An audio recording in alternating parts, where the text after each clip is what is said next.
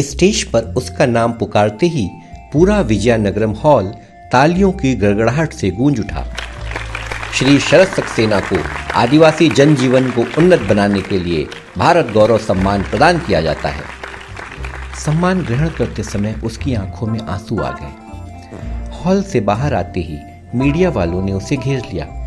Sir, कैसा लग रहा है आपको यह सम्मान पाकर? सर, क्या अब भी आप वहीं रहकर कार्य करेंगे?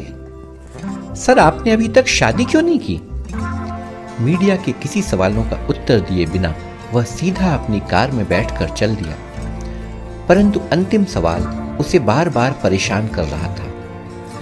उसकी शादी के लिए एक से बढ़कर एक रिश्ते आए, किंतु उसने हां नहीं की।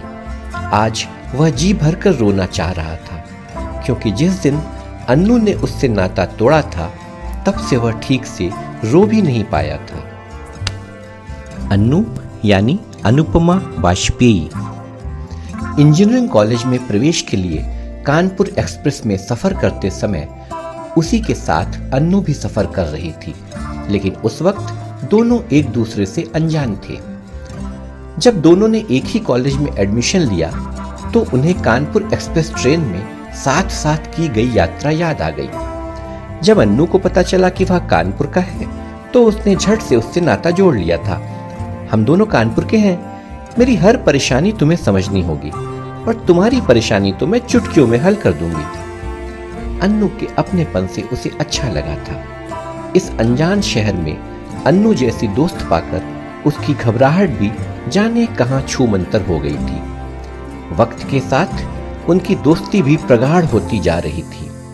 प्रायः दोनों कॉलेज के बाद शाम को भी मिलते थे। वह अक्सर यही गुनगुनाया करता था।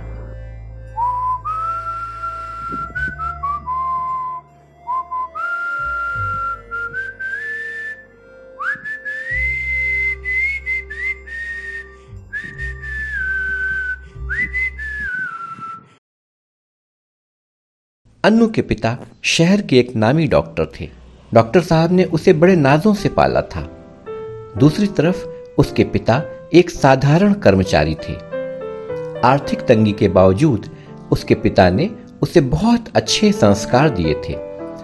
उसका स्वभाव अंतर्मुखी था, जबकि अन्नू हमेशा खिलखिलाती रहती थी। एक बार कॉलेज में पीरियड समाप्त होने के बाद अन्नू ने झट से उसका चश्मा उतारकर आंखों पर लगा लिया और प्रोफेसर की नकल उतारने लगी। तभी किसी कार्यवश प्रोफेसर वहां आ गए। सारा माजरा समझते ही उन्होंने अन्नू को आड़े हाथों लिया, परंतु अन्नू ने बड़ी ही मासूमियत से प्रोफेसर से कहा, सर, शरद ने ही अपना चश्मा देकर मुझे ऐसा करने को कहा था। प्रोफेसर साहब ने उसे घूरा और वापस चले गए। उस दिन पहली बार उसे अन्नू के झूठ पर बड़ा क्रोध आया था। अतीत की स्मृतियां उसे लगातार झकझोर रही थीं। एक बार परीक्षाओं के दौरान उसे तेज बुखार आ गया। पूरा बदन जल रहा था। वह परेशान था कि वह कैसे परीक्षा देगा। तब अन्नू ने ही उसे अपने पास से लाकर दवाएं दी। इतना ही नहीं, वह उसके पास आकर बैठी रही तथा बुखार कम होने पर भी उसे उठने नहीं दिया और कहा, जनाब आप लेटे रहिए, कमजोरी बहुत आ गई है, मैं नोट्स पढ़कर सुनाती हूं, आप सुनिए और समझिए। फिर कई घंटों तक बहुत अपनेपन से अन्नू उसे पढ़ाती रही। अन्नू की कोशिशों के कारण वह परीक्षा दे सका और इस तरह उसका वर्ष खराब होने से बच गया।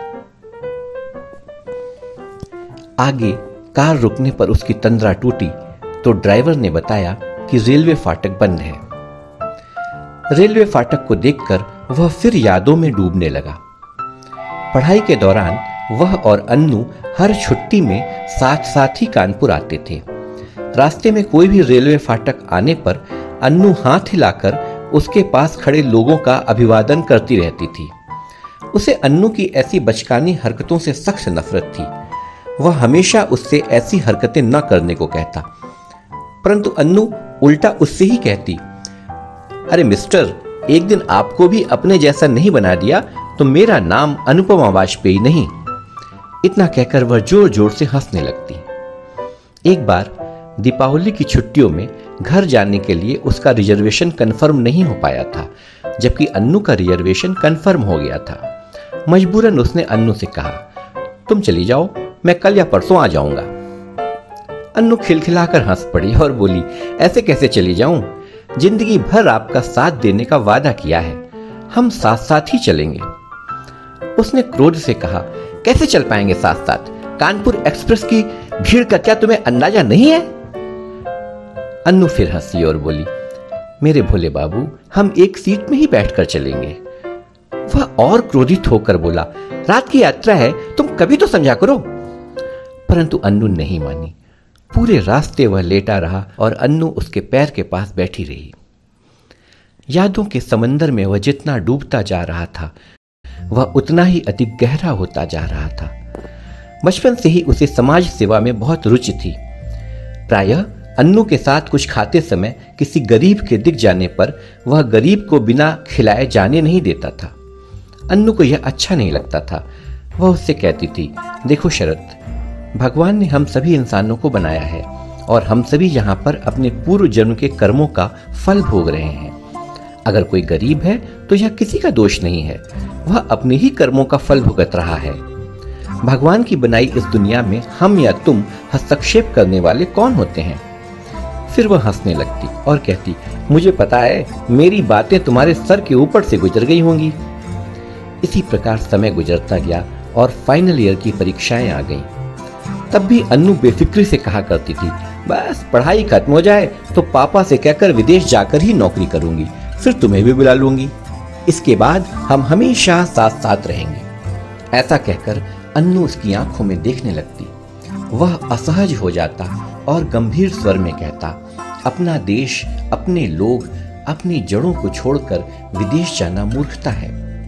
सरकार ने इतना पैसा लगाकर हमें पढ़ाया कि हम अपने देश की सेवा कर सकें। इस पर अन्नू कुछ नहीं बोलती थी, परंतु उसका चेहरा कांतिहीन हो जाता था। फाइनल परीक्षाएं हो गई थीं और उसकी और अन्नू की मुंबई में एक कंपनी में नौकरी लग गई थी। 2 महीने बाद उन्हें मुंबई जाना था। अन्नू बहुत खुश थी। डॉक्टर साहब से भी अन्नू ने अपने और उसके रिश्तों के बारे में बता दिया था। वह भी खुश था, परंतु नौकरी को लेकर वह एकदम उत्साहित नहीं था। उनके घरों में तय हुआ था कि ज्वाइनिंग के बाद उनकी शादी कर दी जाए। इसी बीच कॉलेज के प्रोफेसर डॉक्टर मेहता उसके पास आए और आदिवासियों के पिछड़ेपन को दूर करने तथा उन्हें तकनीकी रूप से उन्नत बनाने के लिए सरकार द्वारा चलाए जा रहे एक प्रोजेक्ट के बारे में बताया। इस प्रोजेक्ट के अंतर्गत आदिवासी लोगों के जीवन, रहन सहन आदि का वहीं पर रहकर अध्ययन कर उनके जीवन को उन्नत बनाना था। उसे एक पल में ही यह प्रोजेक्ट पसंद आ गया और उसने इस प्रोजेक्ट में कार्य करने के लिए हामी भर दी। शाम को वह बहुत खुश होकर अन्नू के पास गया और बोला, अन्नू, आज मैं बहुत खुश हूँ, अब हम मुंबई नहीं चलेंगे। सरकार द्वारा आदिवासियों के हितों के लिए चलाए जा रहे एक प्रोजेक्ट के बारे में डॉक्टर मेहता ने बताया है और मैंने हाँ कर दी है। तुम्हें भी मेरे साथ काम करना होगा। मुझे विश्वास है हम दोनों साथ साथ यह प्रोजेक्ट करेंगे तो आदिवासियों के जीवन को हम और भी अधिक बेहतर बना सकेंगे। परंतु यह सुनकर अन्नू का चेहरा उतर गया था। अन्नू ने पूछा, फिर क्या हम मुंबई में नहीं रहेंगे? उसने कहा, अरे पगली, तुम तो हमेशा मेरे दिल में रहती हो। फिर वह अन्नू की आंखों में आंखें डालकर बोला, बस अब पहले शादी की जाए। परंतु अन्नू के निस्तेज चेहरे पर कोई चमक नहीं आई। वह बोली, मेरी तबीयत थोड़ी ठीक नहीं है शरद, कल मिलते हैं। यह कहकर वह चली गई और वह सन्न खड़ा देखता ही रह गया। अगले दिन उसे अन्नू का एक संक्षिप्त पत्र मिला। प्रिय शरद, मैंने अपनी जिंदगी तुम्हारे नाम लिख दी थी। मेरी हर सांस पर तुम्हारा अधिकार था, परंतु शुरू से ही मुझे तुम्हारी समाज सेवा का शौक पसंद नहीं था। यही समाज सेवा तुमने अब अपना कैरियर चुन लिया है। मैं तुम्हारे साथ एक ठाट बाट वाला राजसी जीवन जीना चाहती थी, परंतु तुम्हें गांव में आदिवासियों के साथ जीना पसंद आ रहा है।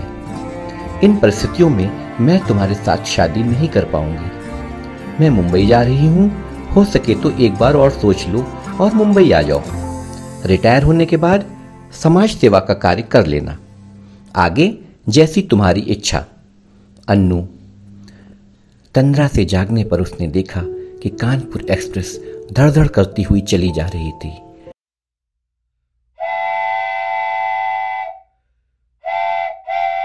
ड्राइवर भी उससे कह रहा था, सर लगता है आप सोए नहीं हैं, घर पहुंचकर थोड़ा सो लीजिएगा, कल मीडिया वाले घर पर भी आएंगे।